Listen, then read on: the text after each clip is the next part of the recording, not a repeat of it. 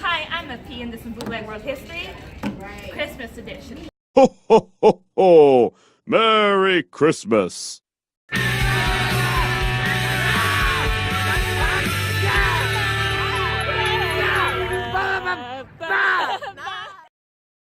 So you might know that by 527 CE the Byzantine Empire stretched over large lands of the Mediterranean, including North Africa, Spain, Italy, Greece, and the rest of the Balkans and Southwest Asia.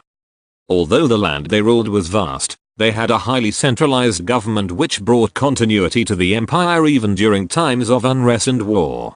The Byzantines had long periods of peace, however. It did experience instability caused by power struggles for the throne. The Byzantines had a very strong economy which helped it last for 1,000 years. Their influence was so great that people in the Mediterranean used Byzantine gold coins as common currency. Their location helped trade prosper in the Mediterranean region, Northern Europe, China, and India. Although they were not the origins of advancements in technology. But you know who was? China. The Tang dynasty brought relative prosperity and stability for China. In fact, during this dynasty China was able to expand west to Central Asia, north to Manchuria, and south of modern-day Vietnam. Now didn't China have great hegemony over a bunch of areas in Asia? Oh man, can China get any less boring? Let's spice China up a bit. In this era we also saw China taken over by a powerful nomadic group. Wait for it. The Mongols. They then returned to Han Chinese under the Ming dynasty. However, we'll talk more about the Mongols later. Now it's time for the open letter. This will be an open letter to President Donald Trump. This will be read by our letter reader, Simon. Khan ruled his empire harshly. He destroyed families, women, and countries. Don't repeat the same mistakes as the ruler that was once before you. To have money is to have the world. Don't forget about humanity and don't get involved in wars that are irrelevant. Just like Genghis Khan, continue to be open-minded. He was tolerant with other religious views. I know that with the world around us today, we want to blame everything on a specific group of people. But, however, we should learn from Genghis and we must have tolerance of those around us today. That we must promote officers on skills and experience for the sake of our beloved country. Genghis was responsible for the death of 40 million people. There are many wars coming with Iraq and Syria, etc., etc. What's important is that we need to follow our guts and continue to fight hard, but with justice to continue to earn the title most powerful country on earth. With your genuine help, we will continue to fulfill the goals of the presidents that were before you. Best wishes, Simone. Very good, Simon. Now it is time for you to get out. Now.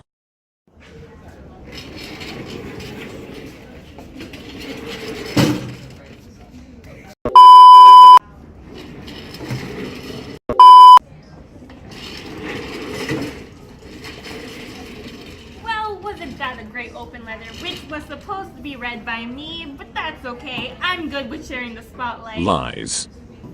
Before the Mongols took power, craftsmen during the Tang times were able to develop a new technique for porcelain that was lighter, thinner, and more useful, and much more beautiful. Chinese porcelain was highly valued and treated to many other areas of the world and came to be known broadly as Chinaware. Chinese also developed superior methods for creating iron and steel, and between the 9th century and the 12th century, iron production increased tenfold.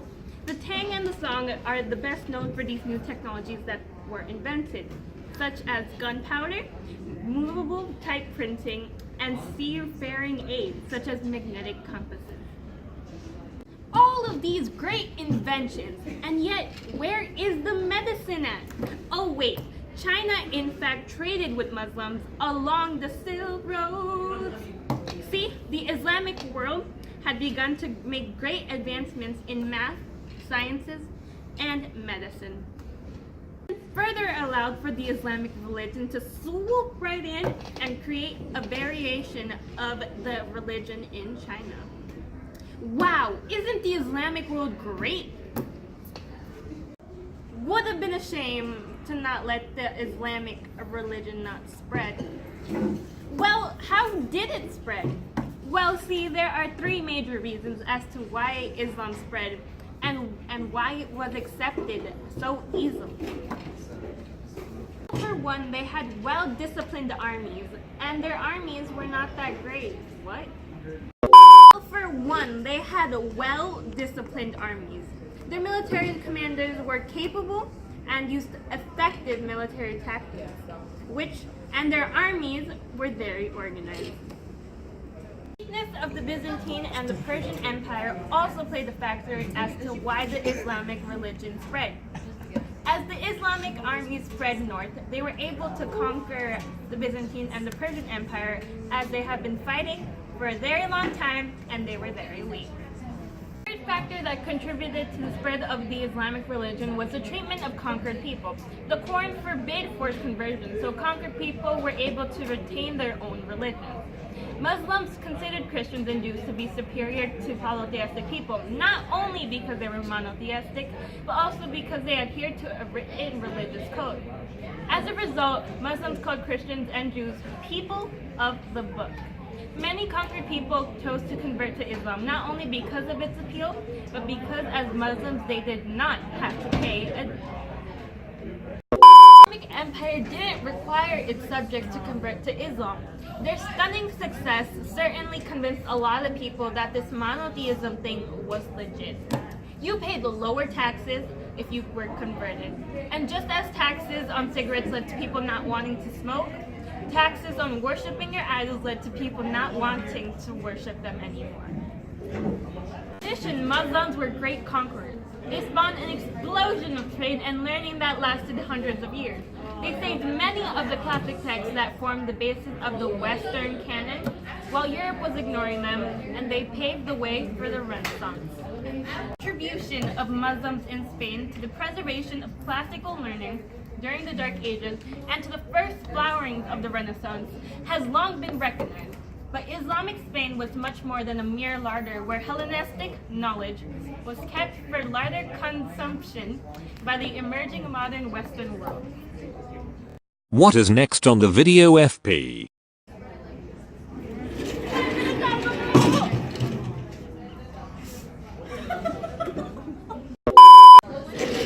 get on with that.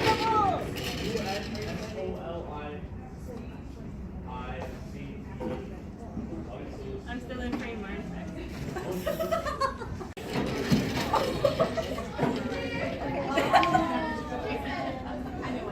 I don't know how to start though. Exponentially with the arrival of Muslim merchants. One of the significant trade was the camel for being a better alternative from the horse and the donkey. After having multiple desirable trades, the trans-Saharan trade became famous. The fame gathered. Slavery has been a long-standing tradition in West Africa, mainly consisting of prisoners and criminals, with some women who were specifically staying at the house. Islam and global trade increased trade in slaves. In the end, everything was being spread on the Silk Road. Ideas, religion, people, goods, and especially silk. This trade route was protected and maintained by the Mongols, which they are very active and doing their best in keeping it safe. It is said that a person can put a gold bar on his head and cross the entire Silk Road without fearing of getting robbed. This just shows how important the Mongols feel about trade in the Silk Road because of how much they are willing to protect and maintain the Silk Road. Although the Mongols did a lot of bad things, ultimately it was the Mongols who encouraged a lot of innovations and inventions to spread, which still affects us today. That is all for the Thought Bubble.